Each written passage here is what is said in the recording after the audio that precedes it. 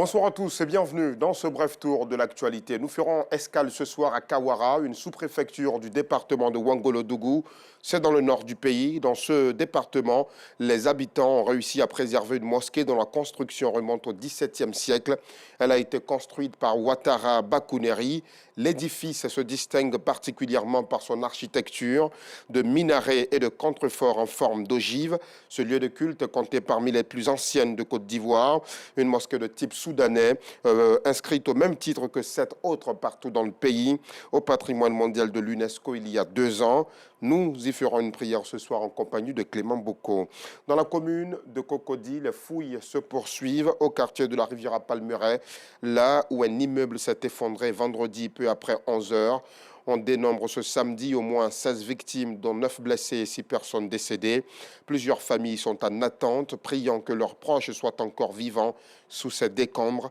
Le ministère de la Construction et de l'Urbanisme s'est rendu sur les lieux pour s'enquérir de la situation. Vous verrez la détresse de sa population à 19h30. Les inondations des habitations ne sont pas les seules conséquences des pluies diluviennes qui s'abattent depuis quelques semaines sur la ville historique de Grand Bassam. Les plages, qui font aussi la réputation de cette ville balnéaire, sont aussi désertes. Conséquence, les commerces sur les plages observent une importante diminution de la clientèle. Il est même déconseillé de se baigner dans la mer en cette période pluvieuse. Abdulaziz Guira et Anissette Colomb-Blessing y étaient ce samedi pour faire le constat. En sport, Marie-Josée Talou affiche la bonne forme. L'Ivoirienne a survolé le 100 mètres du meeting de Lausanne en 10 secondes et 88 centièmes. Talou a aussi mené la Côte d'Ivoire à la victoire au relais 4 fois 100 mètres avec un nouveau record national de 42,23. Regardons le point complet commenté par Arsène Kouassi. Le drapeau ivoirien a flotté très haut dans le ciel de Lausanne ce vendredi 30 juin 2023 à l'étape 6 de la Ligue de Diamant. Les athlètes ivoiriennes se sont distinguées de la meilleure des manières. Marie-Josée Talou a dominé la finale du 100 mètres en 10 secondes 88 centièmes quand le relais 4 x 100 composé de Muriel Aouré, Talou, Kone Mabundu et Baï Jessica décrochait sa qualification pour les championnats du monde de Budapest en Hongrie en août prochain. Les relayeuses ivoiriennes ont remporté la finale du relais 4 x 100 mètres en 42 secondes 23 centièmes. Elles battent ainsi le record national qui était de 43 secondes 28 centièmes réalisé en 2016 au Ghana par Talou, Gwenon Adeline, Kare Elodie Zike et Gaha Mireille Parfait. Performance qui fait honneur à toute la Côte d'Ivoire. Hors de nos frontières, au Burkina Faso, les manifestations de civils en soutien au régime en place se poursuivent.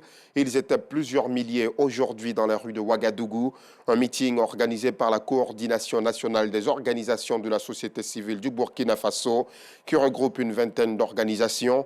Le président de cette plateforme, Alassane Savadogo, a d'ailleurs indiqué, et je cite, « Notre souveraineté ne doit plus être partielle mais totale.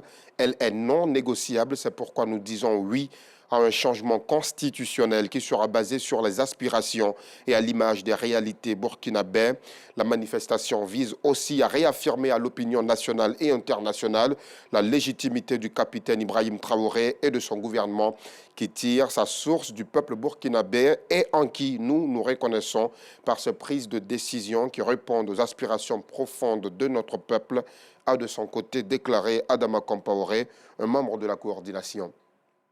On arrive au terme de ce bref tour de l'actualité. Merci de votre fidélité toujours renouvelée. Rendez-vous à 19h30.